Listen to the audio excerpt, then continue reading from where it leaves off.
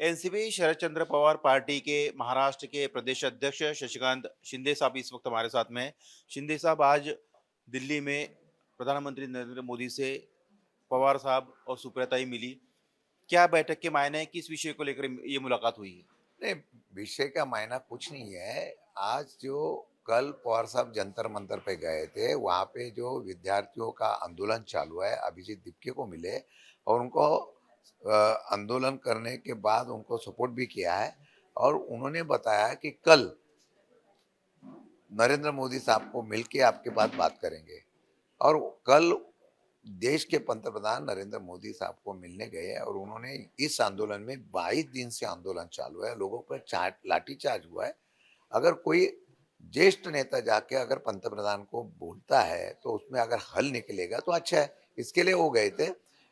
उसमें अलग कोई तरीके से कुछ बातचीत करने के लिए गया ऐसा मुझे नहीं लगा है। जी। बीजेपी के नेता ये कह रहे हैं कि पवार साहब जैसे अनुभवी नेता है, वो एक विषय को लेकर तो गए नहीं होंगे, छात्रों के मुद्दे पर जरूर उन्होंने बात की। वो उन्होंने स्वागत भी किया उसका कि संवैधानिक तरीके से चर्चा होनी चाहिए सड़कों पर। जिस तरह से आंदोलन और उसको हिंसक रूप मिल रहा है, वो ठीक नहीं है। तो बीजेपी की जो आशंका है उसको लेकर क्या कहेंगे? नहीं, बीजेपी की कोई आशंका क्यों निकाल रहे हैं मुझे पता नहीं है। एक तो कोई प्रपोजल नहीं है, ना विलीनीकरण का है, ना एनडीए का है।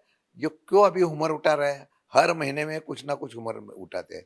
पवार साहब का आपको मालूम है, कोई भी कोई किसी का प्रॉब्लम होगा, किसको अगर उसने आश्वासन दिया तो राज्य के मुख्यमंत्री हो या देश के मुख्यमंत्री हो, देश के पंतप्रधान हो, उनको जान के मिलते हैं वो। अभी पिछले हफ्ते में भी विधानसभा में आए थे ना, उधर भी मराठा एकीकरण समिति का जो महाराष्ट्र का सीमावाद है उधर आए थे। तभी ऐसा कुछ नहीं है। वो अगर बोलते कि इतने बुजुर्ग नेता है, इसके लिए गए होंगे, उसके लिए गए होंगे। अगर ऐसा बीजेपी का नेता बोलता होगा तो मुझे आश्चर्य लग रहा है। लेकिन क्या अभी कोई प्रस्ताव नहीं है एनडीए में शामिल होने का, अंदर से बाहर से, मर्जर करके, बिना मर्जर के, या बाहर से? ऐसा कुछ प्रस्ताव नहीं है। कोई प्रस्ताव नहीं है, आया भी नहीं है और दिया भी नहीं है। और पवार साहब ने स्टेटमेंट दिया 3 दिन पहले, सरकार के विरोध में बोला। अगर हम लोग ने महाराष्ट्र में आंदोलन किया है, अगर हम आंदोलन नहीं करते तो हम एनडीए को सपोर्ट करते थे। हम केंद्र सरकार के खिलाफ, राज्य सरकार के खिलाफ हम लोग आंदोलन कर रहे हैं ना अभी। अभी हम लोग पार्टी एक्टिव होके आंदोलन कर रही है तो पार्टी को डैमेज करने का कोई कोशिश कर रहा है वो देखना पड़ेगा। शिंदे साहब, ये जो मुद्दा चल रहा है छात्रों का, इसको लेकर कल प्रकाश अंबेडकर इनके पार्टी ने महाराष्ट्र और मुंबई बंद की आह्वान किया है, ऐलान किया है। इसके अलावा परसों के दिन उद्धव ठाकरे ये भी खुद आंदोलन करने वाले हैं मुंबई में। क्या इन आंदोलन को आप लोगों का सपोर्ट रहेगा? आप लोग भी इसमें मैंने शामिल होंगे? पहले से कहा है, जब तक पूरी विरोधक एक नहीं होते, अपोजिशन एक नहीं होता है, तब तक एक ताकत नहीं दिखेगी। अलग अलग करके हम लोग आंदोलन करेंगे। सहवाद की लड़ाई नहीं है, लड़ाई किसकी है? न्याय की है, हुकुमशाही के विरोध है।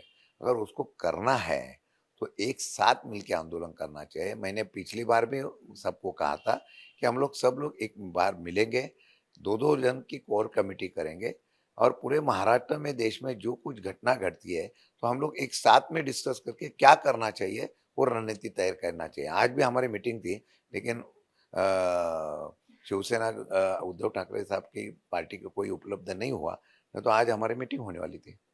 शुक्रिया शिंदे साहब बात करने के लिए। तो ये थे एनसीपी शरद पवार पार्टी से महाराष्ट्र के अध्यक्ष, जिन्होंने शरद पवार साहब की जो प्रधानमंत्री से मुलाकात हुई उसको लेकर पार्टी की भूमिका पूरी तरह से साफ कर दी है। कैमरामैन विजेंद्र भदौरिया के साथ सचिन चौधरी, इंडिया टीवी, मुंबई।